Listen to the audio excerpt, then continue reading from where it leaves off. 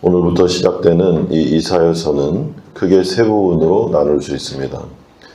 첫 번째 부분인 1장에서 39장까지는 이사야 당시의 시대를 배경으로 하고 있고, 두 번째 부분인 40장에서 56장 8절까지는 바벨론 포로를 배경으로 하고 있으며, 세 번째 부분인 56장 9절에서 66장 마지막까지는 바벨론 포로에서 귀환한 사람들을 배경으로 하여 기록되고 있습니다. 특별히 오늘 본문은 이사야서 전체의 서론입니다. 하늘의 법정이 열리고 이스라엘의 죄악을 드러냄과 동시에 이에 대한 하나님의 징계가 예언되고 있습니다. 따라서 이사야서는 이스라엘 백성들의 죄악, 이로 인한 징계, 그리고 회복에 대한 이야기라고 볼 수 있습니다. 오늘 본문 1절을 보시면 이 1절은 이사야서의 서론 중의 서론입니다.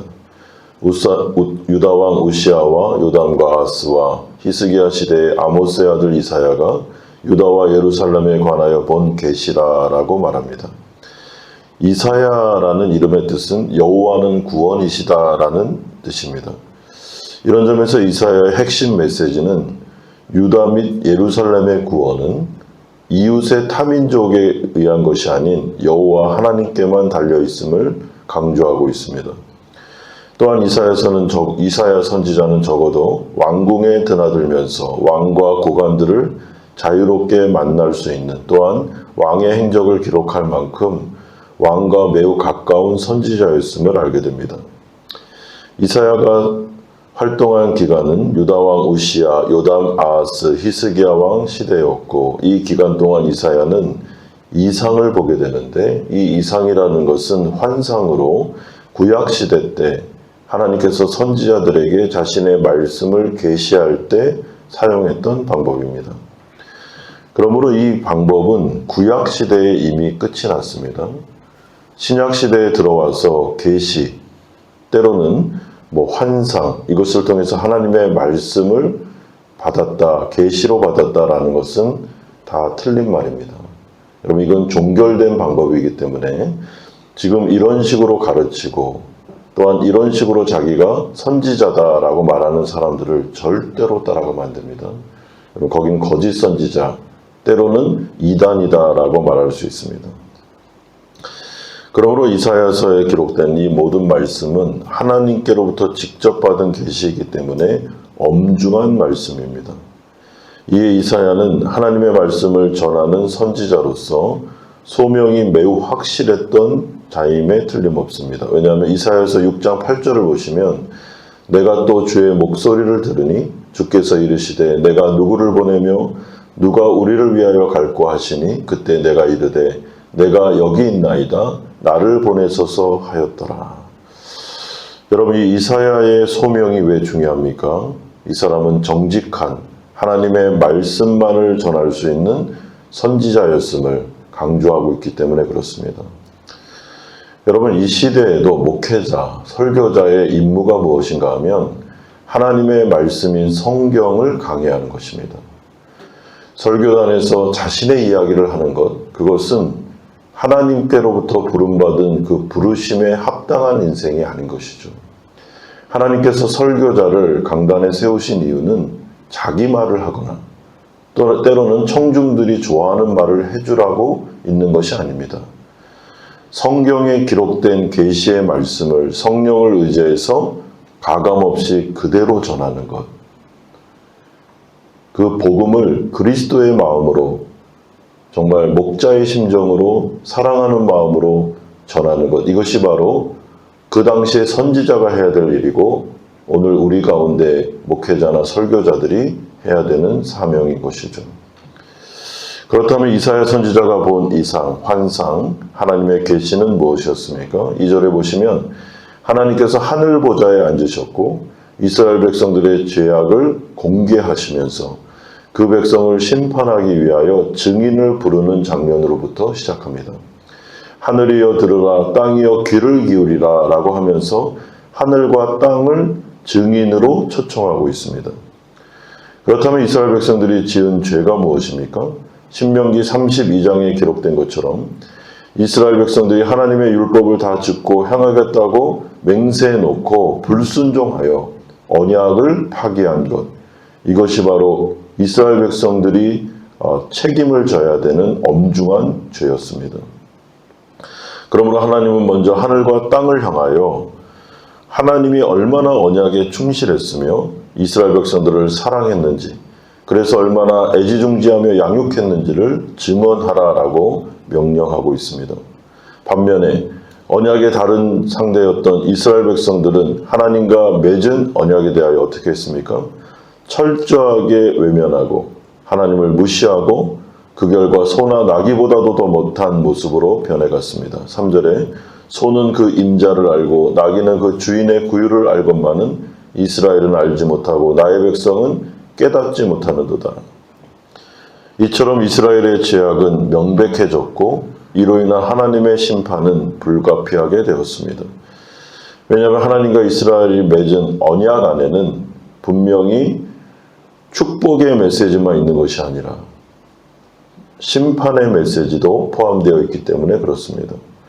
이에 하나님은 불가피한 징계를 말씀하십니다. 그것은 지금까지 하나님께로부터 맞은 사랑의 매와는 비교도 안 되는 엄청나게 큰 매를 맞게 될 거다라고 말하는데, 그것이 바로 아스로와 그 너머 바벨론의 침공을 의미합니다. 여러분, 그러나 하나님은 소돔과 고모라처럼 완전하게 멸하지는 않을 거다라고 말하고 소수의 남은 자가 있을 것임을, 언약에 충실한 하나님 나라 백성들을 남겨둘 것임을 말씀해주고 있습니다. 여러분, 이 남은 자 사상은 이사야서에서 굉장히 중요합니다. 왜냐하면 미래의 회복을 바라보는 소망의 남은 자들이기 때문에 그렇습니다. 이런 점에서 우리가 이사야서의 서론인 1장에서부터 인간의 전적인 타락과 함께 그럼에도 불구하고 이러한 자신들의 백성들을 사랑하셔서 자비와 긍휼을 베푸시는 하나님의 은혜를 배우게 됩니다. 여러분, 하나님의 법정이 하늘에 있습니다. 이 세상이 전부가 아닙니다. 이 세상의 법정만 피하면 죄가 면해지는 게 아닙니다. 하늘의 법정에서 하나님께서는 인생을 돌아보고 있습니다. 사람들의 삶을 지켜보고 있는 것이죠. 그러므로 코람데오의 정신으로 우리가 이 세상을 살아야 된다라고 말씀하고 있습니다. 그러니 우리 자신을 돌아볼 필요가 있습니다. 특별히 요한계시록 2장 4절에 지적하는 것처럼 우리와 우리 교회가 하나님을 향한 첫사랑을 잃어버리는 것은 아닌지를 돌아볼 필요가 있는 겁니다. 하나님의 언약에 충실하고 있는지, 하나님은 신실하신데 언약의 상대인 우리가 그 언약을 잘 지키고 있는지를 돌아봐야 되는 것이죠. 만약에 그렇지 않을 때 하나님은 징계하실 겁니다. 하나님은 사랑의 매를 드실 겁니다. 그러나 그 사랑의 매도 자비와 긍휼함이 묻어있는 사랑의 매, 우리에게 회개를 촉구하는 사랑의 매가 될 것임을 말씀합니다. 그러면서 이제 10절에서 20절을 통하여 이스라엘 백성들의 구체적인 죄가 폭로되는데, 먼저 하나님과의 관계에서의 죄가 지적되고 다음에 이웃과의 관계에서의 죄가 지적됩니다. 하나님과의 관계에서 제일 먼저 지적되는 죄는 예배와 기도에 관련된 죄였습니다. 12절에서 15절을 요약하면 이들의 예배는 전혀 받아들여지지 않고 있었습니다. 그저 마당만 밟고 헛수고하고 집으로 돌아가는, 또한 하나님은 이들의 기도에 전혀 응답하지 않았습니다. 듣지를 않으셨습니다. 그렇다면 하나님은 왜 이스라엘 백성들의 예배와 기도를 받지 않았을까? 여러분 생각해보면 오늘 본문에 하나님께서 예배와 제물 자체를 싫어한 것이 아니라 이들이 하나님께서 받으실 만한 제물을 바치지 않았기 때문입니다. 15절에 너희가 손을 펼 때에 내가 내 눈을 너희에게서 가리고 너희가 많이 기도할지라도 내가 듣지 아니하리니 이는 너희의 손에 피가 가득함이라.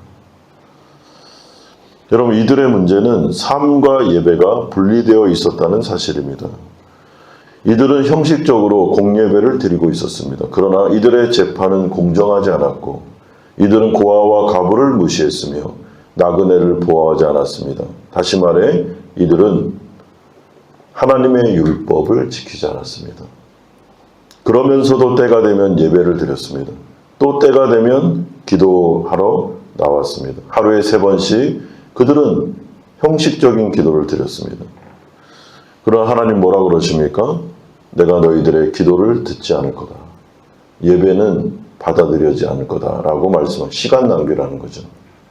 그런데 하나님께서 오늘 본문에 18절에서 20절 보시면 여러분 이들에게 있어서 가장 큰 죄가 무엇인가를 말씀하는데 그것은 손에 피를 묻힌 것도 죄지만 회개하지 않은 것이 죄다라고 말씀합니다. 결정적인 이유입니다. 선지자가 말을 해도 듣지 않는 회개의 자리로 나아가지 않는 마음이 굳은 그들의 마음 이것이 문제였다는 거예요. 여러분 그렇기 때문에 우리가 이 구약의 이 말씀을 해석할 때 구약을 구약으로 해석하시면 안 됩니다. 구약은 반드시 신약의 예수 그리스도의 십자가 복음으로 해석하셔야 됩니다. 여러분 우리가 인생을 살아갈 때 예수 믿고 하나님 나라 백성이 되어도 죄를 짓습니다. 우리는 완성될 하나님의 나라에 들어가기까지 죄를 지을 겁니다. 여러분 죄를 짓고 또 회개하고 반복되는 일상이 지속될 겁니다. 그런데 죄를 짓고 회개하는 과정을 통해 우리가 성화되잖아요. 그런데 그 성화의 고리, 그 시스템, 이 은혜의 수단에 있어서 가장 큰 문제는 회개하지 않는 게 문제라는 거예요.